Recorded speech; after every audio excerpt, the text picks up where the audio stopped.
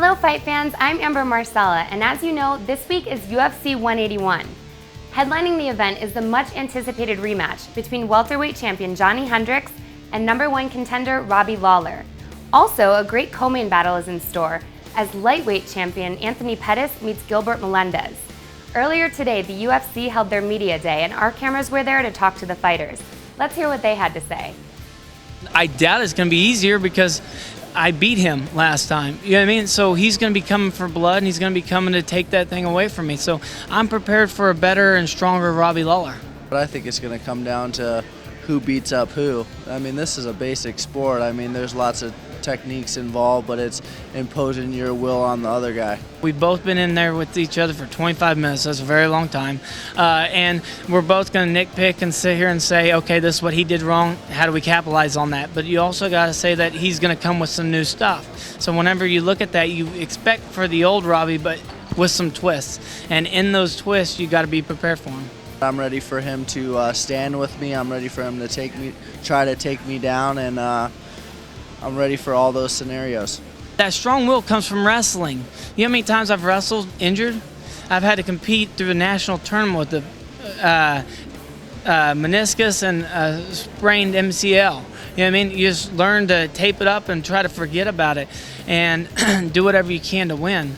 And I give a lot of credit back to God for blessing me with a strong mind and a strong pain tolerance. Because, don't get me wrong, it hurt. But also wrestling to the fact that it helped me train my mind, train me how to push through those injuries, and find a way to get your hand raised. Stuff I learned 14 years ago is starting to click a little bit, and I'm just building every day and getting better. So it's a hard game, but I'm down at American Top Team. They're fine-tuning my skills, adding stuff to me so that I'm not changing my style any. I'm just adding more weapons. One thing that Robbie Lawler has that everybody sees is the will to fight. And the way I mean by that is that you can never count him out. You know what I mean? You can never count him out because he could be one punch away from a knockout, or he could be one punch away from getting you to the ground. He's that kind of a fighter. He's going to be a grinder. He's going to be somebody that comes out there and fights all 25 minutes, and that's what I've prepared for. I'm not concerned. I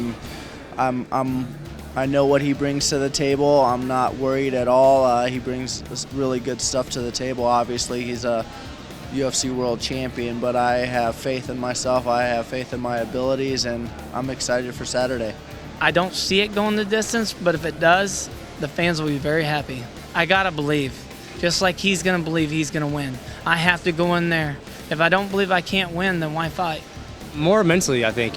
Physically, I've been training every day. I mean, when you go to the gym, you see I'm sparring just like it's a fight. I'm sparring some of the best guys in the world. Ben Askren, I mean, one of the best welterweights on the planet. We're going 5 rounds at a time. So it's not really inactive as an athlete. It's more inactive, in this scene, getting ready for a fight, being able to be in the media. With that injury, I couldn't do it. So, it didn't really affect me physically. Mentally, I was just, I felt like I was missing out. I want to fight. I love fighting. I just turned 27. It's been a long time, and I'm excited to be back. Yeah, I brought some good Muay Thai fighters in that are unorthodox as well, and, to judge the range and to get that distance. And I think that's the main thing, is to get people are unorthodox, and the initial minute or two can be a little hard to judge the range, but once you kind of figure out that range, you can start letting your instinct flow and fighting your fight. So I'm a professional. I've been against different unorthodox people, whether they're standing different or having different kinds of striking or different kinds of wrestling, different kinds of stance. It's adjusting, and making that adjustment in the early round, early in the first round, and I think I'll be capable of doing that. And once I get that, I can get in there. But I mean, he's definitely a dynamic striker, and things come out of left field all the time, so you got to always be prepared for that. With this belt on my side, you don't get no tune-up fights. You get the best in the world, and that's just what I'm prepared for. And I like that. Something that's going to get me amped up to train. That this guy's supposed to be the best in the world. But there's only one lightweight king, and we're going to find out Saturday who that is. I don't think he has any weaknesses. You know what I mean? He's very strong on his feet, and I'm not scared to bang with him on the feet. But yes, if I can get him to the ground and just make it a whole mixed martial arts fight, I think it'll be to my benefit. If I make it a striking fight, I think it's just to his benefit. But I'm capable, but I think if I can make it a complete mixed martial arts fight, I think it could be in my benefit. This is his last chance. He loses this fight, he's not getting another title shot. Who knows how long he'll be around the UFC? So this is his make or break right here.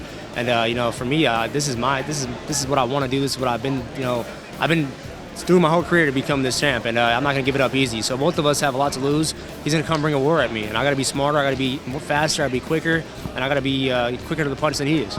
If he wants to stand toe to toe, I think I'm in the benefit for that. You know, like I'm totally good with that. I think he's more of an elusive tactical fighter. Like, you know, he likes to fight on the outside and in and out. And you know, if we're standing toe to toe, I'll be more than happy to do that. I don't think that's his game plan, but he does hold his ground very well. But he sticks and moves, and he throws some good combos, and he's in and out very well. But you know, I'm up for the exchanges in the pocket. You know, I definitely am. He won't get a title shot again. You don't get two. He's gotten 2 title shots in 3 fights. That's unheard of. I mean, I don't think anybody's got 2 title shots in 3 fights. So you know, he loses this fight. He knows he probably won't get another title shot in the lightweight division ever.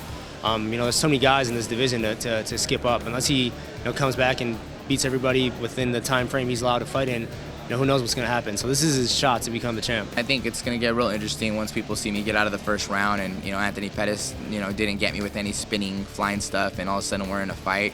You know, people start getting on their edge of the seats and really get into the fight and see that we're about to go to war.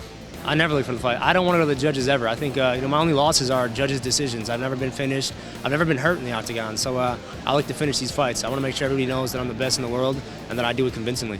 Well, as you can see, all fighters are ready to get into the octagon and show the world that they deserve to be the UFC champion. We'll see on Saturday which fighters are victorious and come out with the belt around their waist. Who do you think will win? Send us a tweet or a message and let us know. I'm Amber Marcella, and you don't want to miss this fight.